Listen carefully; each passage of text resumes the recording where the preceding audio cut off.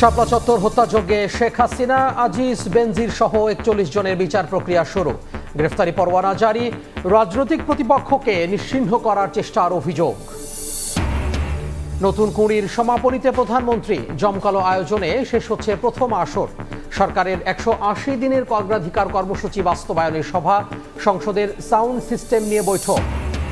জ্ঞানের অভাবে বিএনপিকে ফ্যাসিবাদী বলছে বিরোধীরা। জামাত গণতান্ত্রিক দল কিনা প্রশ্ন মির্জা ফখরুলের। পরবর্তী রাষ্ট্রপতি প্রার্থী চূড়ান্ত হবে দলীয় ফোরামে। বিদ্যুতের প্রিপেইড মিটারের চার্জ প্রত্যাহারের ঘোষণার পরও পকেট কাটছে গ্রাহকের। পাম্পেও গ্যাস সংকট। বাসায় পাল্টে গেছে খাবারের সূচি। আগামী সপ্তাহে সমাধানের আশা।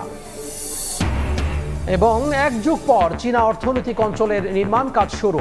18 মাসের মধ্যে উৎপাদন। কর্মসংস্থান হবে 1 লাখ মানুষের। $1 বিলিয়ন বেশি বিনিয়োগের আশা অর্থমন্ত্রীর।